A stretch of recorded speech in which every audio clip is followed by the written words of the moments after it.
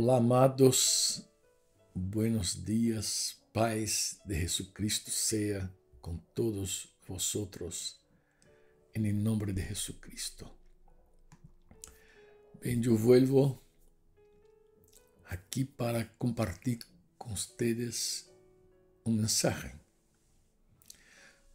Eu dei o nome deste mensaje de el pecado de la idolatría. Tengo orado a Dios para llegar no solamente a tus oídos. Quiero, con la gracia de Dios, aunque tengo dificultad para hablar con claridad su idioma, yo quiero llegar hasta tu corazón. En el nombre de Jesús, por el poder del Espíritu Santo. Comenzaré desta vez recordando uma história muito triste que involucra a um rei de Judá, descendiente de David, cuyo padre era un hombre de Dios, pero que desafortunadamente casó a su primogénito con la hija de Acab y Jezabel, que eran reyes del norte que llamamos de Israel. Y él era, aquí me refiero a Joram, hijo de Josafat. Josafat era rey del sur de Judá y su hijo Joram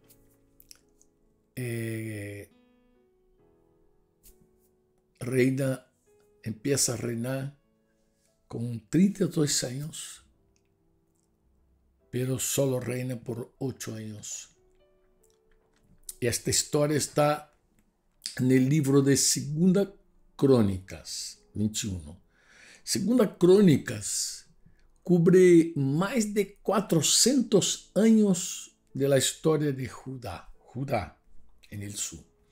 Comenzando con el reinado de Salomón. Cuando tú abres ahí, está la historia de Salomón en Segunda Crónicas. Alrededor de 970 años antes de Cristo, y terminando con el decreto de Ciro que permitió a los judíos regresar a Jerusalén después del cautiverio. Cerca de 530 años, 538 años creo, antes de Cristo. Durante este tiempo hubo algunos buenos períodos con reyes que respetaban la voluntad de Dios.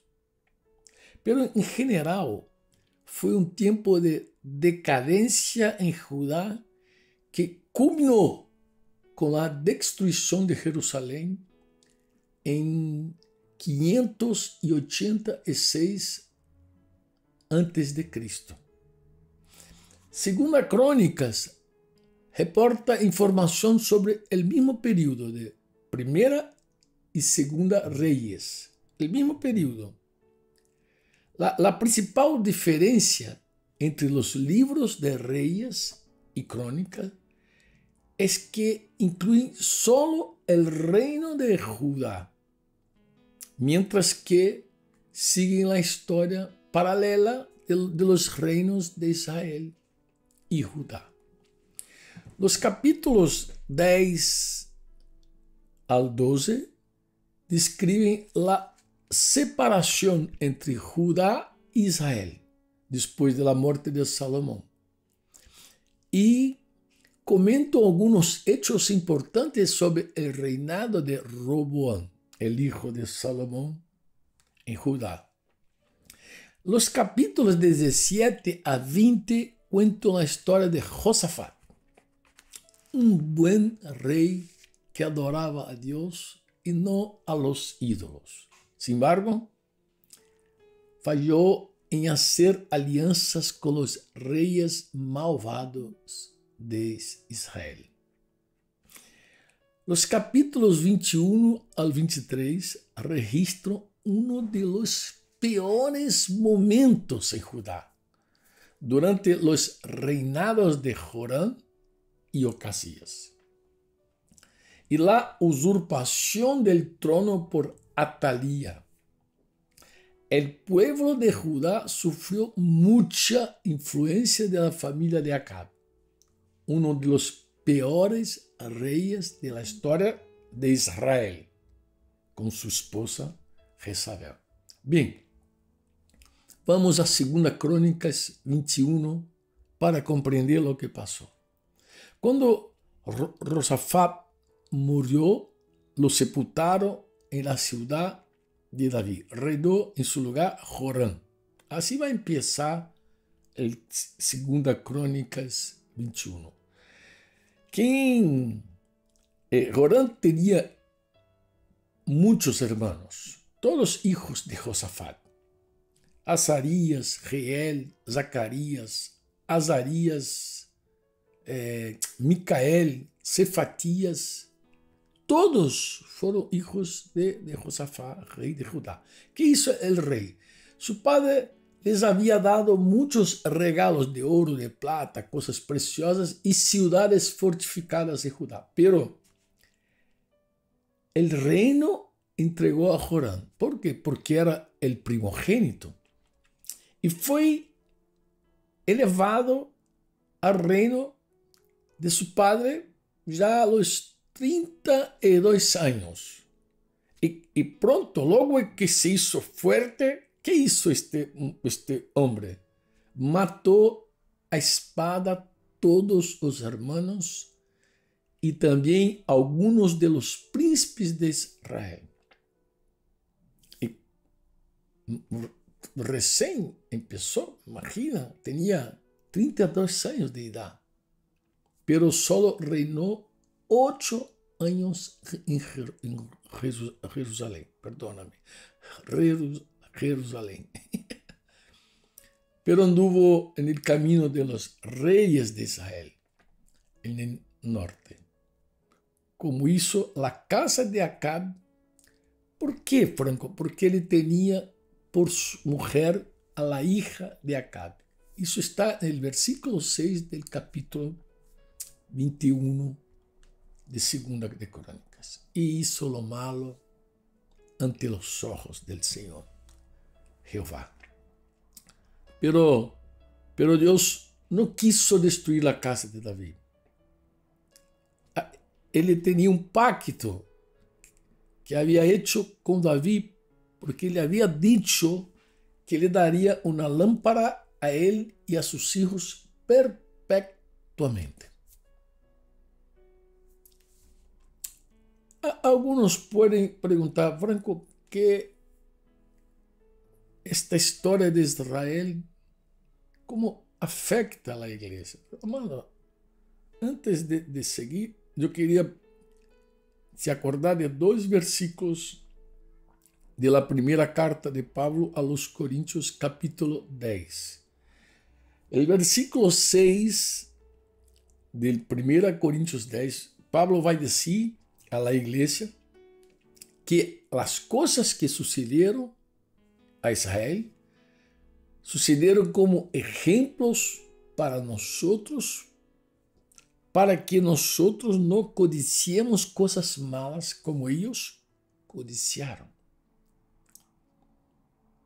Y cuando Dios trató a Israel, el trato de Dios con Israel, el apóstol llamó de amonestación para nosotros. Eso está en el versículo 11 del capítulo 10. Ele vai dizer que todas estas cosas les acontecieron, o sea, el trato, la corrección de Dios, acontecieron como ejemplo y están escritas para amonestarnos a nosotros que vivimos en estos tiempos finales. Imagina. Pero volviendo a la historia de Joram, veremos que como él no anduvo en los caminos del Señor, enseñados por sus predecesores, las cosas empezaron a ponerse difíciles para su reino. Empezó a enfrentar a muchos problemas. El versículo 8 va a decir que en sus días se rebeló Edom contra el dominio de Judá y proclamó su propio rey. Y por este hecho, en mismo tiempo, Libna se libertó también de su dominio por cuanto Joram había abandonado a Jehová, el Dios de sus padres. Eso que va a decir entre los versos 8 y 11. Y el versículo 11 va a decir que además de esto, construyó lugares altos en los montes de Judá e incitó a los habitantes de Jerusalén a la prostitución. Cuando dice prostitución, fornicación, se lee idolatría. Incluso la Biblia en portugués va a decir idolatría. No va a llamar de prostitución, va a decir idolatría. Va a decir idolatría. ¿Y qué hizo él? Empurró a ella a Judá. Entonces él no solamente fue un idólatra, pero empurró, fue un malo ejemplo. Guió Judá a esta idolatría. Entonces llegó una carta en sus manos. Llegó una carta ahí para ella, la carta del profeta Elías. La carta. El versículo 12 va a decir que llegó la carta. Es interesante eso, porque la profecía de Elías, la palabra de Elías llegó por carta. Segunda Crónicas 12 al 20, Reina Valera 60, va a decir así. Y le llegó una carta del profeta Elías que decía: Jehová, el Dios de David tu padre, ha dicho así: por cuanto no has andado en los caminos de Josafat tu padre, ni en los caminos de Asa, rey de Judá, sino que has andado en el camino de los reyes de Israel, y has hecho que fornicase Judá, mira, fornicase la idolatría, y los moradores de Jerusalén, como fornicó la casa de Acabe, y además has dado muerte a tus hermanos, a la familia de tu padre, los cuales eran mejores que tú. He aquí Jehová herirá a tu pueblo de una gran plaga, y a tus hijos, y a tus mujeres, y a todo cuanto tienes, y a ti con muchas enfermedades, con la enfermedad de tus intestinos, hasta que te salgan a causa de tu persistente enfermedad. Entonces Jehová despertó contra Joram la ira de los filisteos, de los árabes que estaban juntos a los etíopes. Aí subieron contra Judá, invadieron la tierra, tomaron todos los bienes que acharon en la casa del rey, sus hijos, sus mujeres, y no se quedó más hijos, sino solamente Joacás, el menor de sus hijos. Y después de esto, Jehová lo hirió con una enfermedad incurable en los intestinos. Y aconteció que al pasar de muchos días, al cabo de 2 años, los intestinos se les salieron por la enfermedad, muriendo así de enfermedad muy penosa, y no encendieron fuego en su honor como habían hecho con sus padres. Cuando comenzó a reinar, era de 32 años, reinó en Jerusalén 8 años y murió sin que lo desearan más. En portugués podríamos decir, nadie sentiu saudades dele. no echaron de menos a este hombre. Y lo sepultaron en la ciudad de David, pero no en los sepulcros de los reyes. Imagina, los intestinos se le salieron por la enfermedad. Murió así, de esta enfermedad muy penosa. No encendieron fuego en su honor. Murió sin que nadie lo llorara. Y lo sepultaron en la ciudad de David, pero no en el sepulcro de los reyes. Como la idolatría trae consecuencias tan terribles, tan terribles. Sin embargo, podemos leer estas historias de Israel y pensar que sabemos adorar al Dios vivo. Y no tenemos ídolos porque somos evangélicos. La idolatría es un pecado de católicos, no de evangélicos. Yo soy evangélico. Podemos caer en esta trampa. Leamos otra historia triste que le sucedió ahora a Israel. Yo leí a Judá, pero a Israel ahora al reino del norte. De hecho, el fin del reino del norte, Israel, Samaria, va a decir también, el reino del sur permaneció por más tiempo. Segunda Reyes. Hay que volver a Segunda Reyes. El libro de Segunda Reyes, capítulo, perdona, voy a hablar del Reyes de una manera general. El libro de Reyes, Segunda Reyes principalmente, registra tres tristes siglos en la historia de los reinos de Israel y Judá. Continuando con la historia contada en Primera Reyes, este segundo libro informa sobre los reinados paralelos de los reyes de Israel y Judá, desde el siglo IV a.C. hasta la caída de estos dos reinos. Israel cayó ante Asiria, no Siria, Asiria, en 721 a.C. Y Judá cayó ante Babilonia 586 a.C.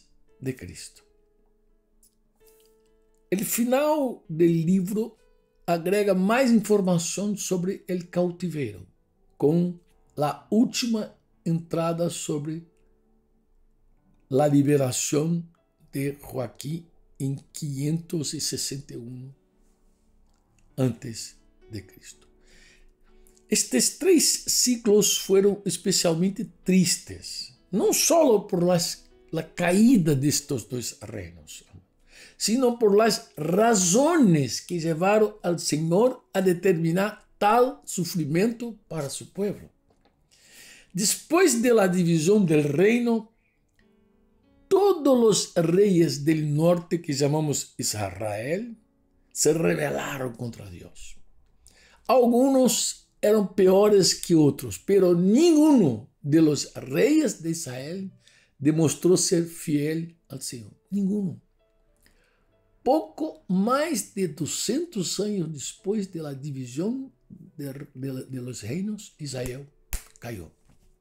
Vale la pena leer la explicación de las razones de este severo castigo registrada en Segunda Reyes 17. Vale la pena.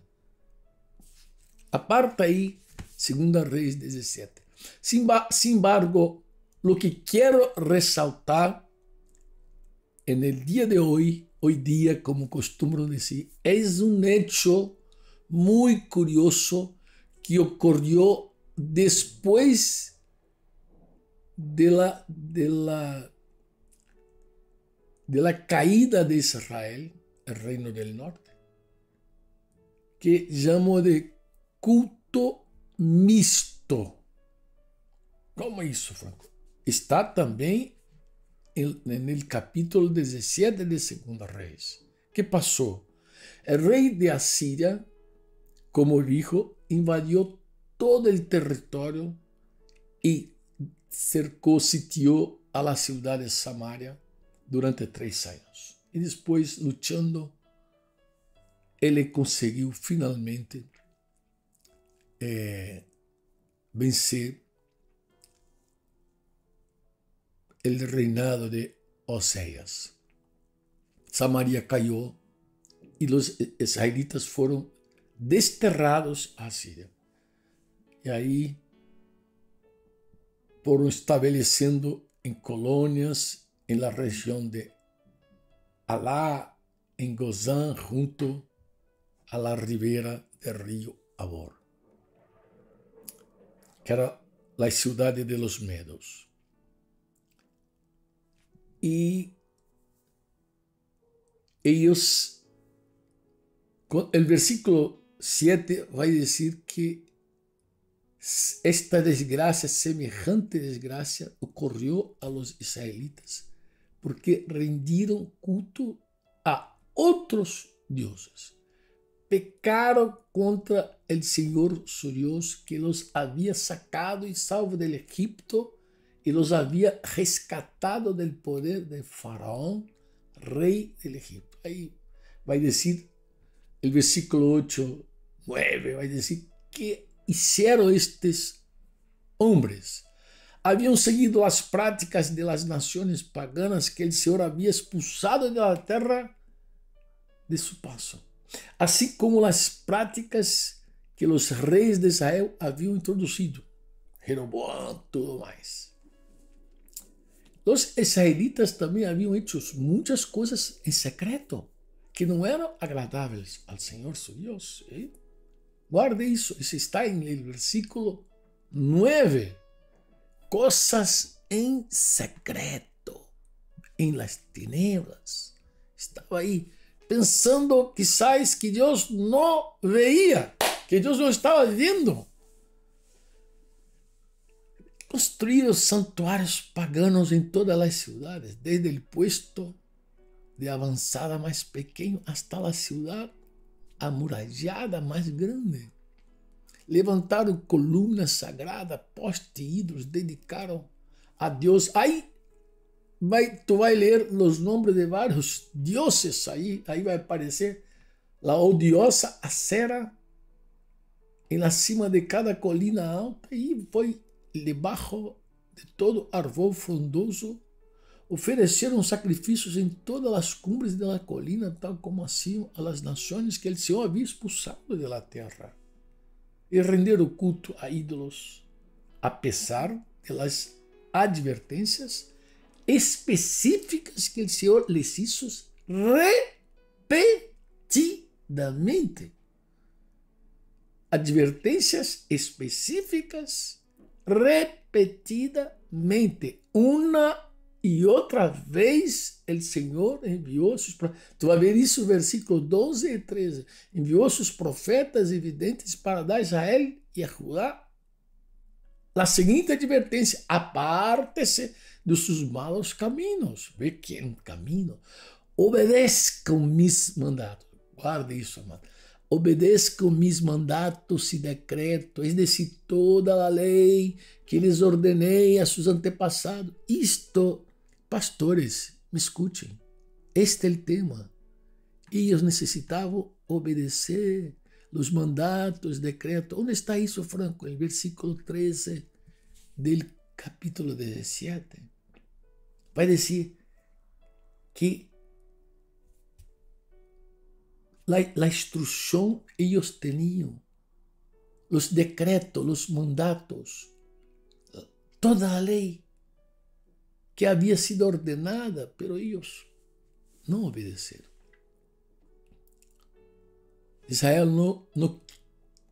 Los israelitas no quisieron escuchar.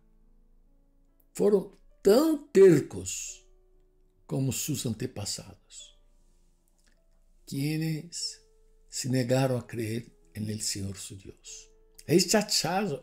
El versículo 15 va a decir que rechazaron sus decretos y el pacto que él había hecho con sus antepasados. Así va a decir. Despreciaron todas sus advertencias. Rendiram culto a ídolos inúteis. Rendiram cultos a ídolos inúteis. Guarde isso. Ídolos inúteis. Ídolos, é isso como Deus vê os ídolos. São inúteis. Por lo qual, aí vai dizer assim, eles mesmos se volveram inúteis. Hermanos, isto é terrible. A Escritura diz que quando adoramos a ídolos, nós nos tornamos semelhantes a los ídolos. Como Deus vê que os ídolos são inúteis, nos volvemos inúteis também a semelhança de los ídolos. Por isso Jesus dijo que somos la sal de la tierra e não podemos perder el sabor. Porque se perdemos nuestro sabor, nos tornamos inúteis. Somos luz que devemos alumbrar. Se não alumbramos, nos tornamos inúteis. Assim, inúteis. A idolatria nos hace inúteis. ¿Dónde está isso, Franco? Está no versículo 15 do capítulo 17 de 2 Reis. E vai dizer que eles seguiram aí. O versículo 16 vai dizer que os israelitas rechazaram todos os mandamentos del Senhor su Deus. É isso que vai dizer. E fizeram 2 becerros de metal, levantaram. Aí foi uma desgraceira total. Adoraram a Será, rendiram culto a Baal, veneraram a todas as forças de los cielos, hasta sacrificaram a sus hijos e a sus hijas en el fuego. Não abortavam solamente, eles matavam mesmo depois de nascidos. Consultaram com adivinos, praticaram a hechiçaria, se entregaram por completo ao mal, com todo o qual provocaram o enojo do Senhor. Eu falei que eu não queria destacar isso, esse tema, mas não há como, amado. Não há como destacar. Porque o versículo 18 vai dizer que o Senhor estava muito enojado com os israelitas. Los barrió de su presencia. Solo la tribu de Judá quedó en la tierra. Misericordia. Pero aún los de Judá se negaron a obedecer los mandatos del Señor, su Dios. Tú sabes eso. Ya seguiram práticas perversas que Israel havia introduzido. E também Deus rechazou. Bem, o que queria dizer a vocês, amado? Os israelitas persistiram em seguir todos os caminhos perversos de Jeroboam. ¿Tu te acuerdas? El que dividiu o reino com o hijo de Salomão. E não se apartaram destes pecados jamais. Que passa então? Queria te invitar a ler alguns capítulos, alguns versículos. De verdade, não quero. Vamos ver aqui. Ponga a Bíblia aberta aí delante de ti. O que vai passar, Franco? O que passou? Aí, este hecho que queria te chamar a atenção. O rei de Assíria transportou grupos de gente desde Babilônia, Cuta, Avá, outros lugares, Sevarraim, e los reubicou, não sei se esta palavra está correta, reubicou em las ciudades de Samaria em reemplazo del pueblo de Israel. sale de Israel, entra esta gente extranjera. Pero já que estes colonos extranjeros não adoravam o Senhor quando recém chegaram, o Senhor enviou leones que mataram alguns deles. E por esta razão mandaram mensagem ao rei de Assíria, em el qual diziam: olha, gente que has mandado habitar a cidade de Samaria não conhece as costumbres religiosas del Dios deste lugar. Ele ha enviado leones a destruí-los, porque não lo adoram como se deve. Então o rei de Assíria ordenou: mande de regresso a Samaria um dos sacerdotes desterrados, que vive allí e lhes ensine a los nuevos residentes as costumbres religiosas del Dios deste lugar.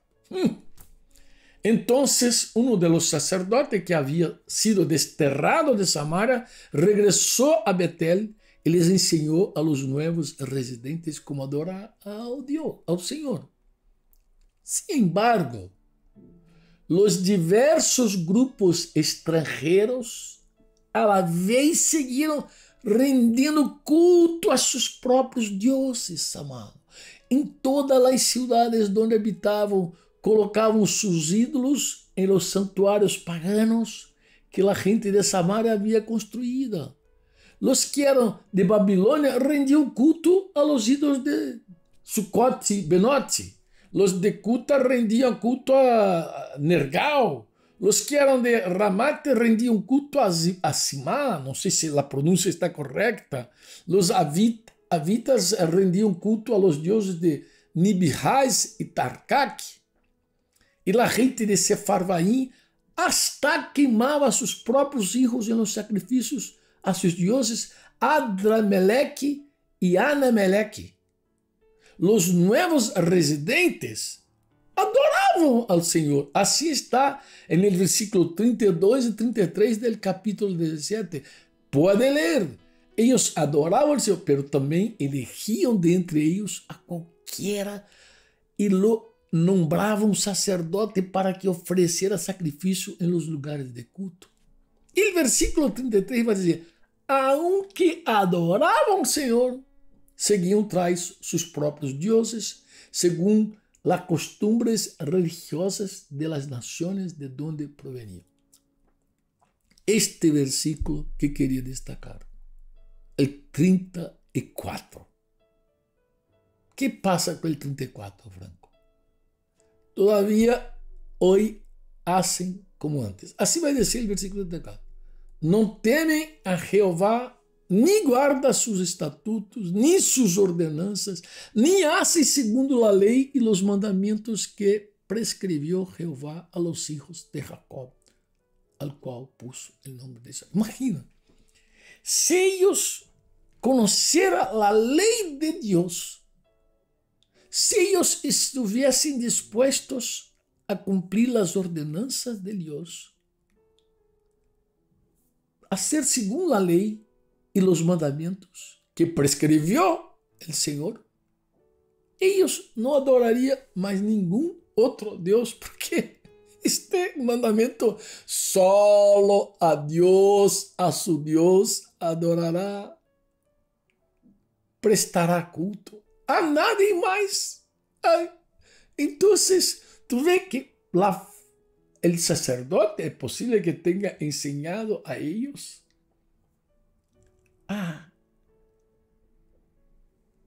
formas externas de adoração, pero não a lei, a vontade de Deus. Este é o problema, mano.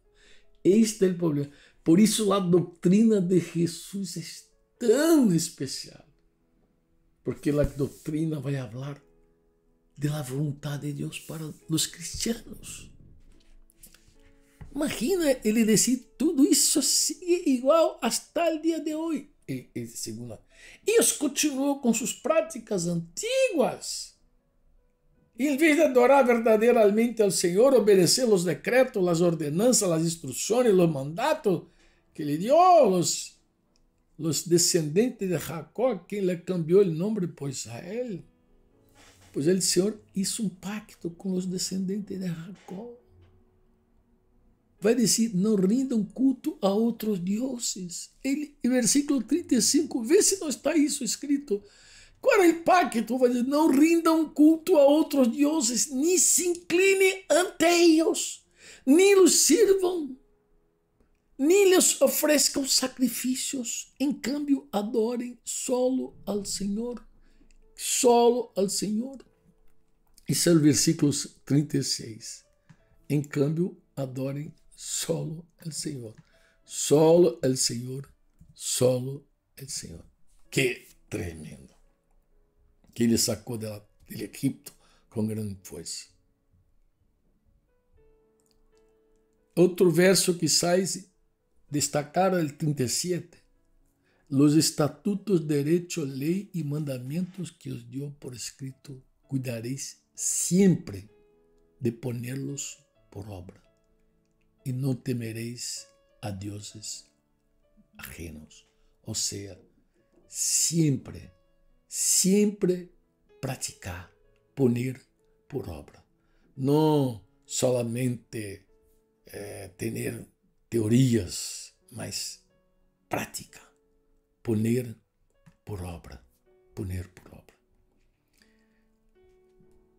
Ele vai dizer que Israel deveria se assegurar de obedecer os decretos, as ordenanças, as instruções, os mandatos que ele escreveu para a gente. E que neste decreto dizia, não devem rendir culto a outros deuses. Não olvidem o pacto que hice com vocês. Não rindam culto a outros deuses. Adorem solo ao Senhor. De 37, 38, 39. E el 40 vai dizer que, sin embargo, a gente não quis escuchar e seguiu com suas práticas antiguas. Assim, versículo 41. Assim que os novos residentes adoravam ao Senhor, também rendiam culto a seus ídolos. E aí, os descendentes faziam a mesma coisa. Que podemos aprender desta triste história de um povo que praticava um culto misto? Como esta história se relaciona com nossos dias? Como podemos ver esta história e dizer, Senhor, que tem comigo? Déjame hacerte uma pergunta a ti. Como vê a um cristiano que não hace a vontade de Deus? Repetindo, como vê um cristiano que não hace a vontade de Deus? Que seria de nós se nos faltara a presença e unção do Espírito Santo? Se nos faltara a revelação sobre o senhorio de Jesus, a instrução sobre a doutrina de Jesus, a revelação sobre a vida en el Espírito, que seria de nós se nossa vontade própria não for rota, não for quebrantada, rendida ante Deus? Que nos hace pensar, amados míos, que a idolatria todavía não está presente hoje? Que nos hace pensar? Eu creio que está. Como tu pensas isso, Franco? Eu, amado. Imagina, como pode um cristiano pensar o mesmo que o incrédulo pensa? Assim, praticam uma forma de culto, às vezes externa, diferente. Imagina em Brasil, el dia domingo um está en la reunión de la iglesia con las manos extendidas, cantando, adorando, às vezes com as rodillas dobladas. Ai, domingo. E outro domingo está na hechizaria, um outro vecino está hechiceiro, matando animais, derramando la sangre de animales el día domingo, ofreciendo culto a sus dioses. El lunes se encuentran en su trabajo y descubren que piensan lo mismo sobre sexo, lo mismo sobre dinero, lo mismo sobre família, lo mismo sobre matrimônio, lo mismo sobre emprego, sobre trabalho, sobre autoridade. Pensam a mesma coisa, hasta assim barra para o mesmo equipo, Colo-Colo, não sei, Universidade Católica. Assim, são muito semelhantes. Amado, como é possível? Fora a broma de hacer barra a los equipos, como é possível, amado? Pensar a mesma coisa que um incrédulo sobre as coisas da vida. Durante muitos anos he escuchado a frase em Brasil assim, dizem, eu prendo uma vela para Deus e outra para o diabo. El outro dia apareceu aqui em Brasil um vídeo que mostrava alguns políticos evangélicos agradecendo a Deus em oração por um dinheiro ilícito. ¿Por que el tipo hace un vídeo con el dinero de la corrupción y luego ora agradeciendo a Dios por la oportunidad? Oh, gracias, Señor. ¿Por qué alguien le pide a Dios? ¿Por qué alguien le pide a Dios que lo guarde cuando entra en la casa de la prostitución? Señor, yo voy a acostar ahora, yo voy a acostar con una ramera, pero me guarda con la sangre de Jesús.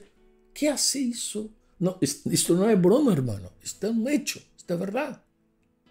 ¿Por qué que los bandidos de Río de Janeiro, con armas pesadas, piden oraciones? Esto es verdad, me pidieron oración, sí. Pastor, ore por mí. Y yo pregunté la razón, ¿por qué tú quieres que yo ore por ti? Ah, pastor, estamos en guerra con otras facciones, corremos muy peligro. ¿Qué hizo? ¿Tú quieres la protección de Dios para seguir ahí en el tráfico de drogas? La gente cree que es todo normal. Quando miro isso, eu estou seguro. Adoro a Deus, não sei, pero adoro a outros deuses. A verdadeira adoração a Deus, não, seguro que não, porque a verdadeira adoração a Deus necessita ser em verdade, em espírito e em verdade. Um verdadeiro avivamento só ocorre quando regressamos a Deus e sua palavra. Leia as histórias de avivamento.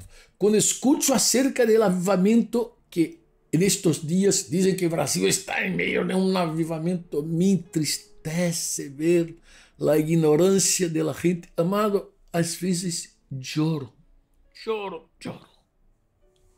Efésios 5, 6. Reina Valera 60 vai dizer, nadie os engane com palavras vanas. Nadie los engañe com palavras vanas, porque estas coisas vêm a ira de Deus.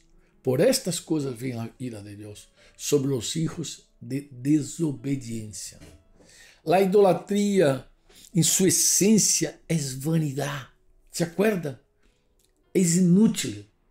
Todo é vano, el ídolo é vano. 1 Samuel 12, 20. Samuel respondeu ao povo, no temais, vosotros habéis hecho todo este mal, pero com todo isso não os apartéis de en pos de Jehová, sino servirle com todo o vuestro coração. Não os apartéis em pos de vanidades, vai dizer, em pós de ídolos, que não aproveitam nem livram, porque são vanidades. Eles não aproveitam nem livram, porque são vanidades. Pero depois de todo, o que é um ídolo, Franco? 1 Coríntios 8:4 vai dizer, acerca, pois, de los alimentos que se sacrificam a los ídolos, sabemos que um ídolo nada é. En el mundo nada é um ídolo. E que também não há mais que um Deus, só há um Deus. Não? Os outros são deuses falsos. Pero desafortunadamente alguns todavía estão acostumbrados a seus ídolos. Ah, que isso, Franco? Leia a escritura, 1 de Coríntios 8:7, já era assim. 8:7, Pablo vai dizer, pero no em todos há este conhecimento, pois alguns habituados hasta aqui a la idolatria, hasta aqui a idolatria, comem, aí vai. O ídolo não é nada, é verdade, pero quando tu adora o ídolo, tu te quedas como ele.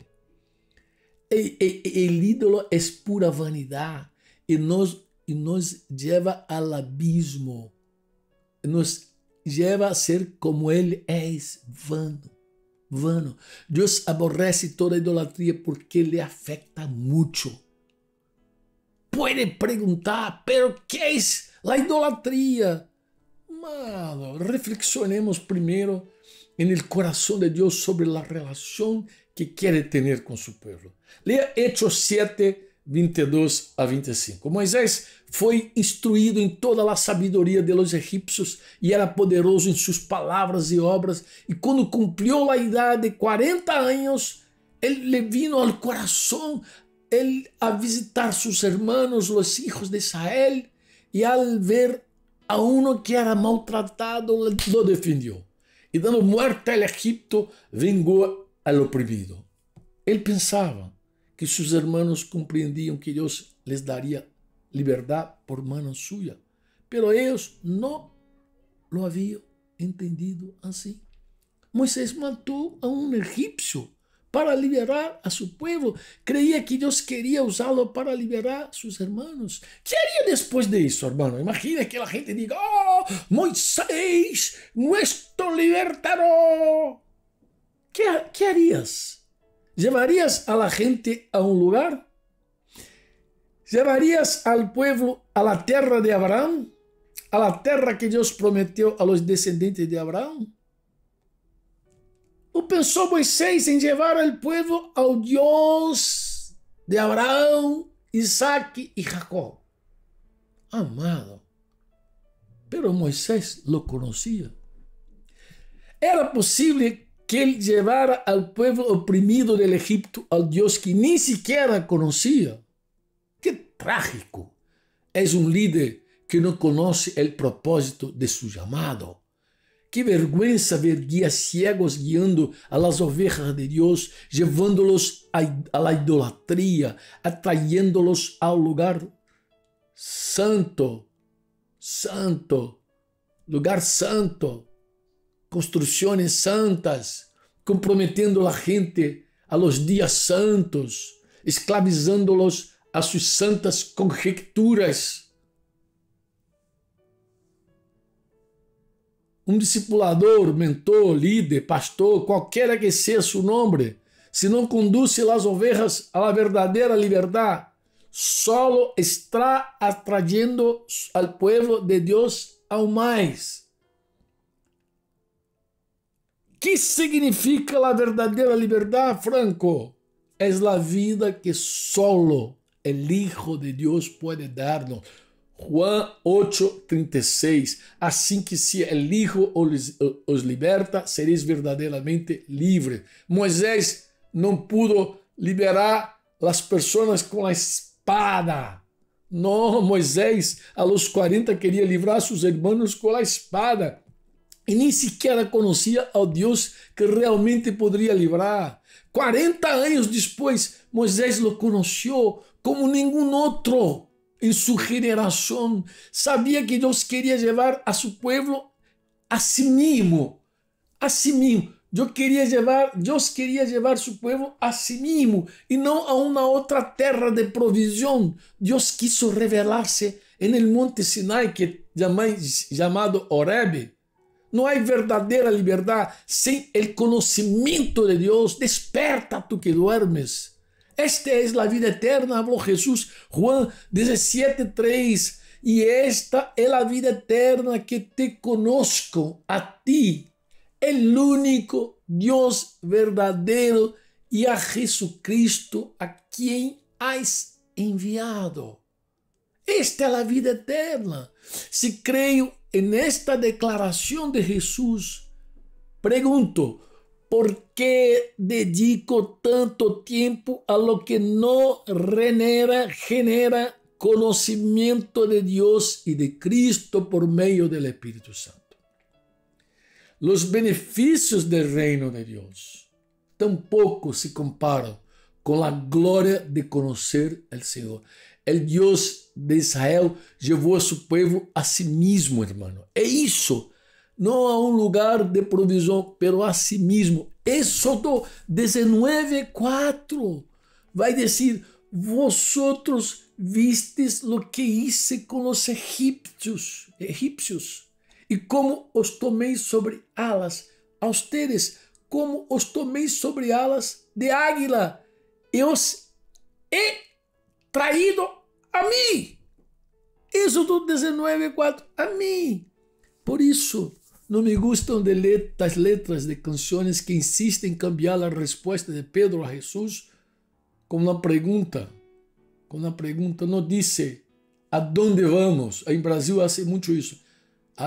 Onde irei, Senhor? Aonde irei? Pedro não fez esta pergunta, não perguntou isso. Juan 6:68, ele dijo a Pedro, a resposta de Pedro foi a Jesus, Senhor, a quem iremos? A quem iremos? Tu tienes palavras de vida eterna.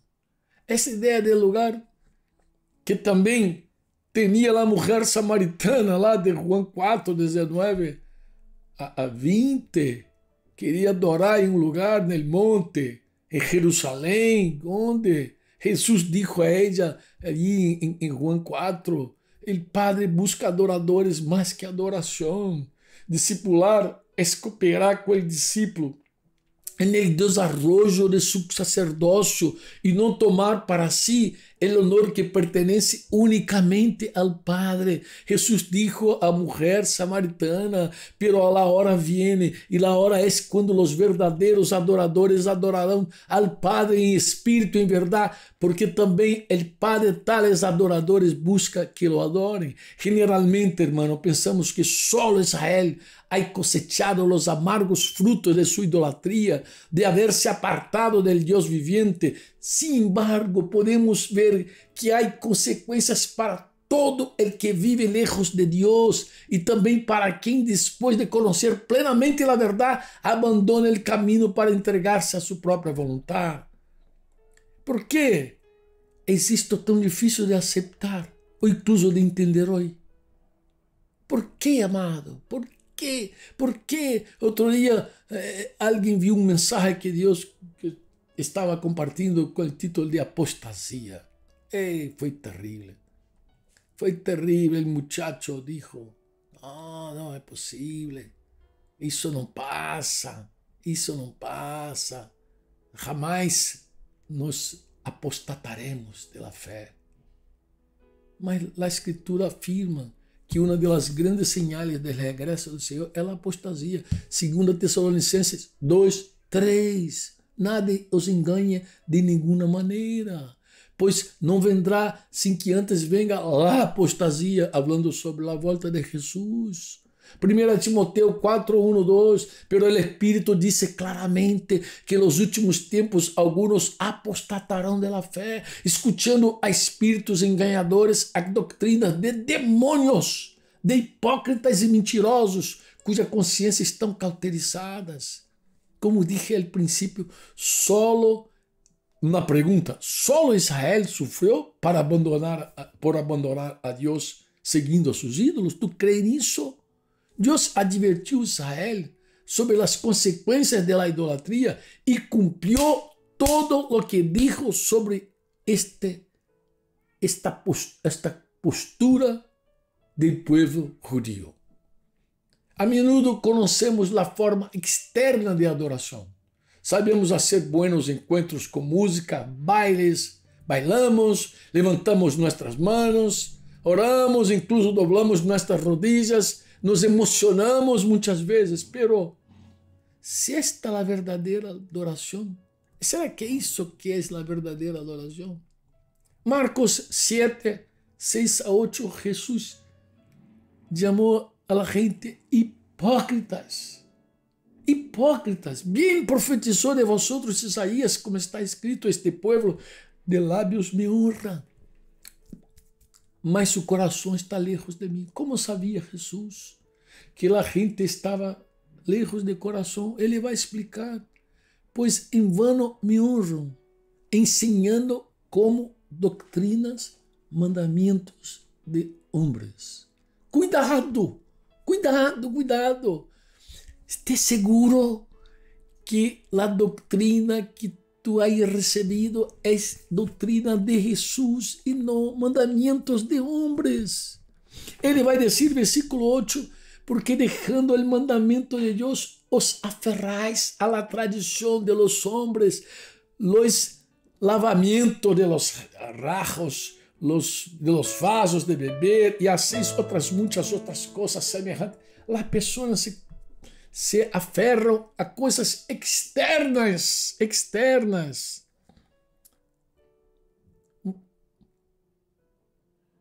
O versículo 9 de 7 vai dizer, bem, invalidais el mandamento de Deus por guardar vuestra tradição. Este é o ponto. Solo la doctrina de Jesús puede proporcionar verdadeira adoração. La adoração em verdade solo é possível quando se experimenta os mandamentos de Deus. Quando Israel se apartou da lei de Deus, deixou a vontade de Deus para ser sua própria vontade, é decir, a vontade de seus ídolos. Qual é a importância, Franco, da doutrina de Jesus? Primeiro, a doutrina revela o estándar de Deus para viver seu reino.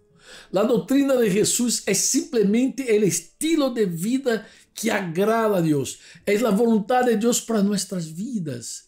Um cristiano legítimo que ha recebido o Espírito revelará ao mundo uma nova forma de viver a través de la doutrina de Jesús. El Espíritu Santo guiará al Hijo de Dios a la verdad para que camine en los caminos del Señor. El maestro fue claro, clarísimo. Quando enviou seus discípulos a ser discípulos, dijo que deviam bautizar a los nuevos discípulos e ensinar-les a obedecer toda la doctrina. Es decir, sin la doctrina de Jesús não podemos ser discípulos para Jesus, discípulos del Senhor Jesus. Outro aspecto maravilhoso da doutrina é que a doutrina desafia a vida de qualquer pessoa religiosa que creia que já tem o reino de Deus. Quando miramos a doutrina de Jesus, choramos. A doutrina de Jesus desafia qualquer religioso. É assim, o homem natural, además de não compreender, não aceita uma verdade que destrui por completo sua pretensão de ser lo suficientemente bueno para merecer o reino de los cielos. Quando um lê a doutrina de Jesus, escuta a doutrina de Jesus, pensa, é impossível como viver esta verdade, este mandamento, este precepto, como viver? Imagina, várias pessoas fizeram a Jesus a mesma pergunta, Maestro, que harei para lograr a vida eterna? É o caso do jovem rico, Mateus 19, Marcos 10, Lucas 18, também o intérprete da lei, Lucas 10, e outros mais, muitos outros. São mandamentos basados em verdades que só a graça de Deus pode alcançar. Quando uno perguntava a Jesus, que harei? Para... Quando leía a doutrina, quando se falava da vontade de Deus,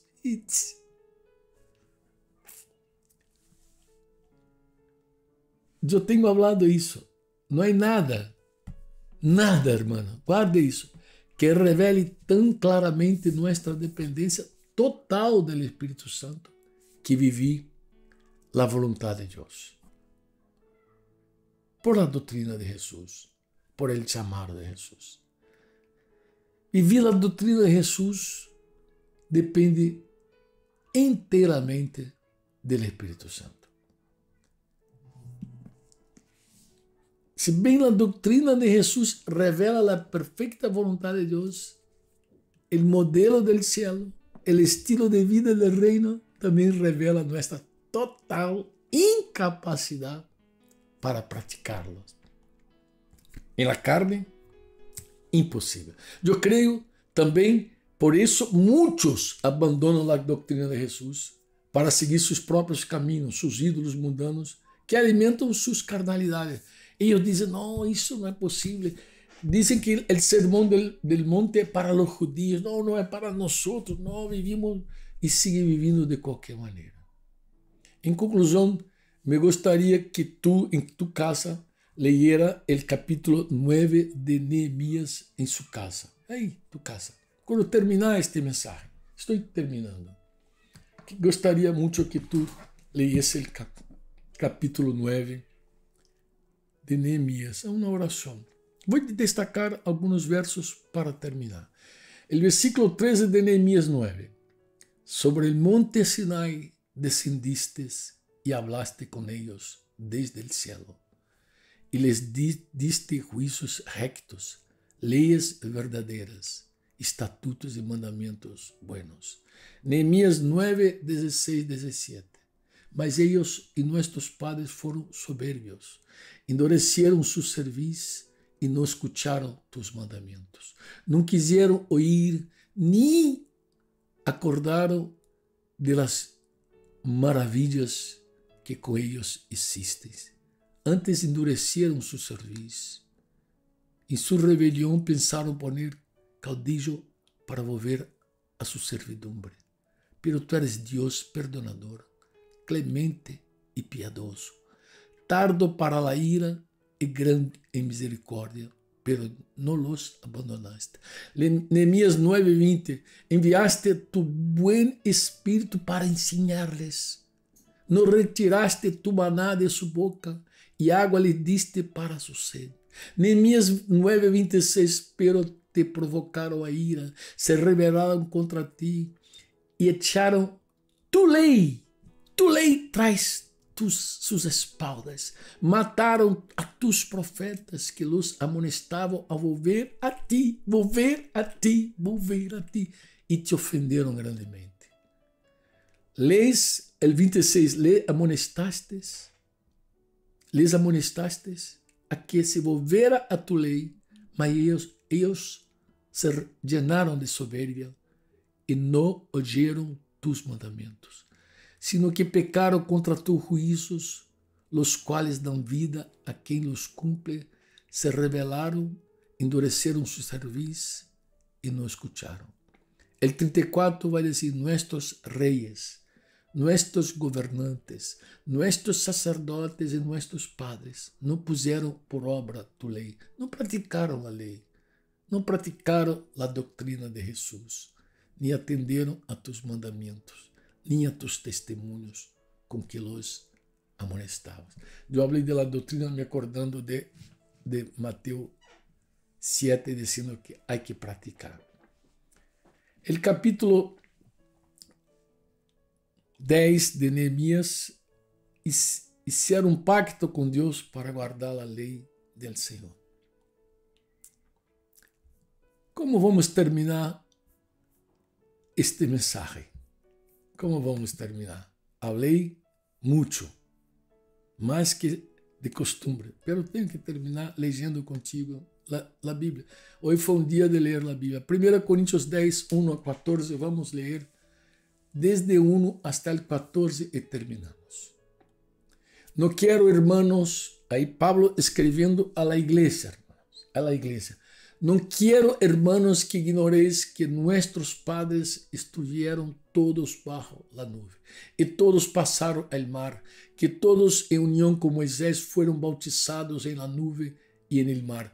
Todos comeram o mesmo alimento espiritual e todos beberam a mesma bebida espiritual, porque bebiam da roca espiritual que os seguia. Essa roca era Cristo. Pero de la mayoría de ellos no se agradó Dios, por lo cual quedaron tendidos en el desierto. Versículo 6, já lo citei en el principio. Estas coisas sucederam como ejemplo para nosotros, para que no codiciemos cosas malas como ellos codiciaron. Ni seáis idólatras, versículo 7, ni seáis idólatras como algunos de ellos, segundo está escrito. Mira, Pablo está escrevendo para a igreja. Segundo está escrito, se sentou o pueblo a comer e a beber, se levantou a jugar. Ni forniquemos como algunos de ellos fornicaron e cayeron em dia 23.000. Ni tentemos al Senhor como também alguns de ellos lo tentaram e pereceram por las serpentes. Ni murmuréis como algunos de ellos murmuraram e pereceram por mano del destructor. Versículo 11 também citei. Todas estas coisas lhes aconteceram como exemplo. Estão escritas para amonestar-nos a nós que vivimos nestes tempos finales. Assim que el que piensa estar firme, escúchame, el que piensa estar firme, mire que não caiga. Não os ha sobrevenido nenhuma prueba que não seja humana, pero fiel é Deus que não os deixará ser provados mais de lo que podeis resistir, sino que darás também juntamente com a prueba a salida para que podáis suportar. O versículo 14 conclui Pablo. Portanto, diga comigo, portanto, amados míos, huid de la idolatria. Huid de la idolatria. Portanto, por todo isso, amados míos, huid de la idolatria. Huid de la avaricia. Huid de la prostituição, la fornicação, el sexo ilícito.